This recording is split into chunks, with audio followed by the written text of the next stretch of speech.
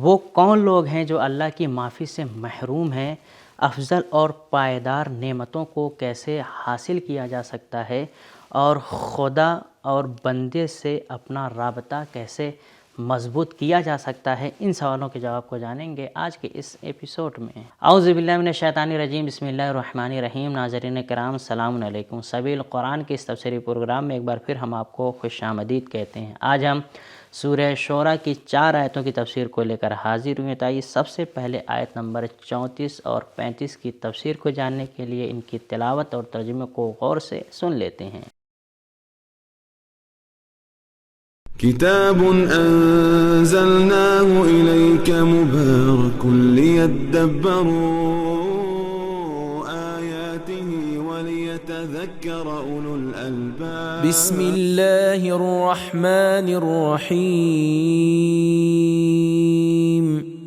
او یوبقهن بما كسبوا ويعفو عن كثير وَيَعْلَمَ الَّذِينَ يُجَادِلُونَ فِي آيَاتِنَا مَا لَهُم مِّن مَّحِيصٍ۔ یا چاہے تو ان کو ان کے اعمال بد کے سبب تباہ کر دے، اور وہ بہت کچھ معاف کرتا ہے۔ اور جو لوگ ہماری نشانیوں میں خامخواہ جھگڑا کرتے ہیں، وہ اچھی طرح سمجھ لیں کہ ان کو کسی طرح عذاب سے چھٹکارا نہیں۔ ناظرین، پروردگار عالم نے اپنے بندوں کے لیے اس میں کچھ نکات رکھے ہوئے ہیں، آئیے ان نکات کو جان لیتے ہیں۔ کتاب انزلناه الیک مبارک لیدبروا نکات: یوبقہن ایباق سے بنا ہے، جس کا معنی ہے ہلاک کرنا، اور یہاں غرق کرنے کا کنایا ہے۔ محیص حیث سے بنا ہے، جس کا معنی ہے پلٹنے اور نجات کا راستہ۔ گمراہ لوگ غور و فکر کرنے کے بجائے اللہ کی نشانیوں میں جھگڑا کرتے ہیں۔ پچھلی آیت میں ارشاد ہوا لآیات لکل صبار شکور، اور اس آیت میں ارشاد ہو رہا ہے یجادلون فی آیاتنا۔ ناظرین، ہم نے نکات کو غور سے سن لیا ہے، اب ان آیات کے بہترین پیغام کو بھی سن لیتے ہیں۔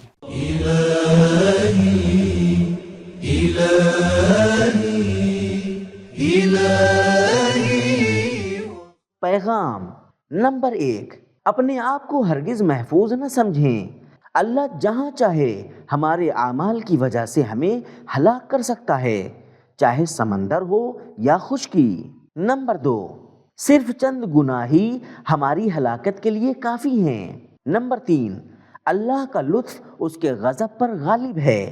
نمبر 4، سزا دینا اور معاف کرنا اللہ کے اختیار میں ہے۔ نمبر 5، ہر دھرم کفار اللہ کی بخشش اور معافی سے محروم ہیں۔ ناظرین، اب آئیے آیت نمبر 36 کی تفسیر کو جاننے کے لیے سب سے پہلے اس کی تلاوت اور ترجمے کو غور سے سنتے ہیں۔ فَمَا أُوتِيتُم مِّن شَيْءٍ فَمَتَاعُ الْحَيَاةِ الدُّنْيَا وَمَا عِندَ اللَّهِ خَيْرٌ وَأَبْقَىٰ لِلَّذِينَ آمَنُوا وَعَلَىٰ رَبِّهِمْ يَتَوَكَّلُونَ۔ لوگوں، تم کو جو کچھ مال متاع دیا گیا ہے وہ دنیا کی زندگی کا چند روزہ ساز و سامان ہے، اور جو کچھ خدا کے ہاں ہے وہ کہیں بہتر اور پائیدار ہے، مگر یہ خاص انہی لوگوں کے لیے ہے جو ایمان لائے اور اپنے پروردگار پر بھروسہ رکھتے ہیں۔ ناظرین، ہم نے تلاوت اور ترجمے کو غور سے سن لیا ہے، اب اس کے نکات کو بھی جان لیتے ہیں۔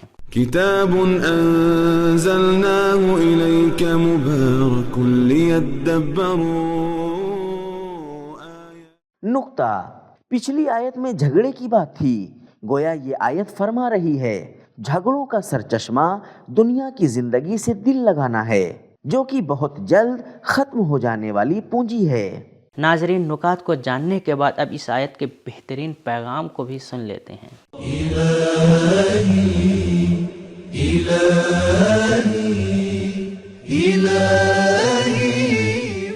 پیغام نمبر 1، جو کچھ ہمارے پاس ہے وہ ہمارے ہنر کی وجہ سے نہیں ہے، بلکہ اللہ کا لطف ہے جو اس نے ہمیں عطا کیا ہے۔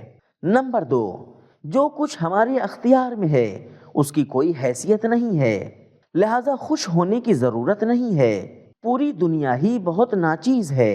نمبر 3، وہ خدا جو دنیا اور آخرت دونوں کا مالک ہے، اس نے صرف آخرت کو اپنا کہا ہے۔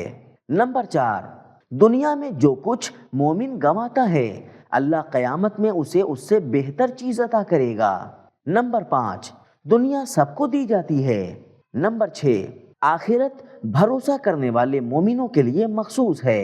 نمبر 7، دنیا جلدی ختم ہو جانے والی ہے اور آخرت پائیدار اور باقی رہنے والی۔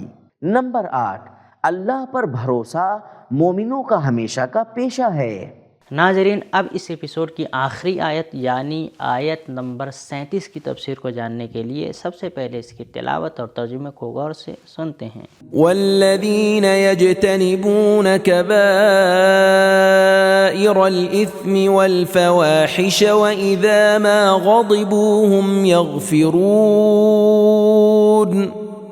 اور جو لوگ بڑے بڑے گناہوں اور بے حیائی کی باتوں سے بچے رہتے ہیں اور جب غصہ آ جاتا ہے تو معاف کر دیتے ہیں۔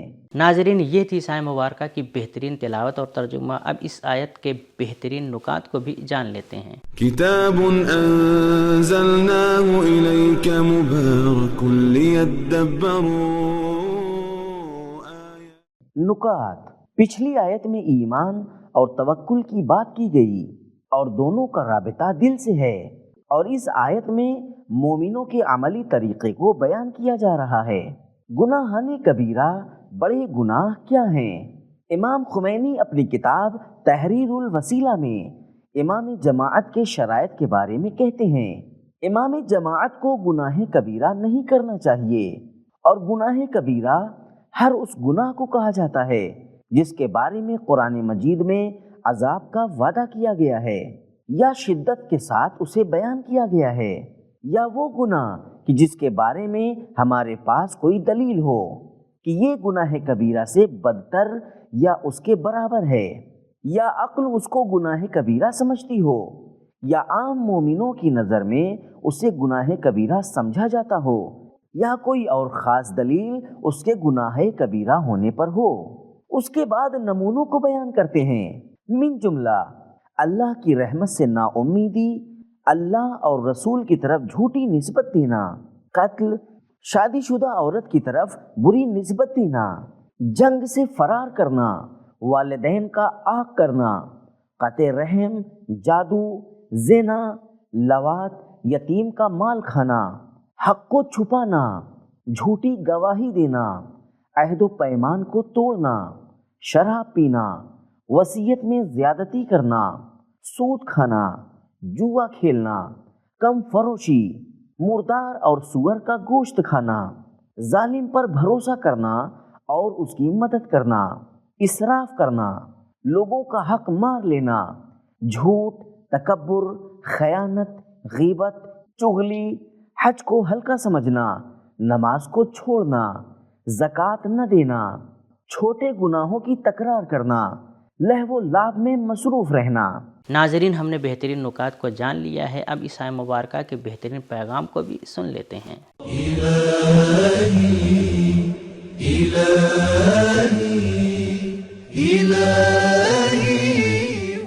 پیغام نمبر 1، افضل اور زیادہ پائیدار نعمتوں کو پانے کے لیے ایمان اور توکل کے ساتھ ساتھ گناہوں سے بچنا اور اپنی شہوت اور غضب پر کنٹرول کرنا بھی ضروری ہے۔ نمبر 2، بہت سے گناہوں کی وجہ شہوت اور غضب ہے۔ پہلے شہوت سے دوری کو بیان کیا اور اس کے بعد غضب سے دوری کو۔ نمبر 3، تقوی اور گناہوں سے دوری کے ذریعے اپنا رابطہ اللہ سے مضبوط کریں اور غصے کے وقت معافی کے ذریعے اپنا رابطہ لوگوں سے مضبوط کریں۔ نمبر 4، کمالات کی اہمیت اس وقت زیادہ ہو جاتی ہے جب وہ انسان کی سیرت اور اس کی عادت بن جائیں۔ یجتنبون، یغفرون، مضارع کا صیغہ دوام اور تسلسل کی علامت ہے۔ نمبر 5، مومن اپنے نفس پر غالب ہوتا ہے۔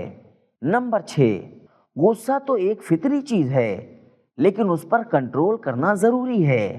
نمبر 7، غصے کے وقت مومن لوگ خود ہی معاف کر دیتے ہیں کسی کے واسطہ بننے کی وجہ سے نہیں۔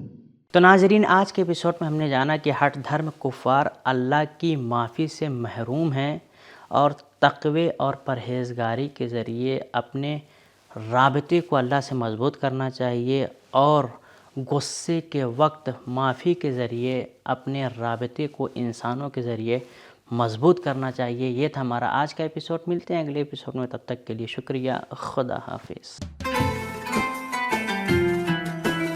سبیل قرآن، قرآنی سماج کی پہچان۔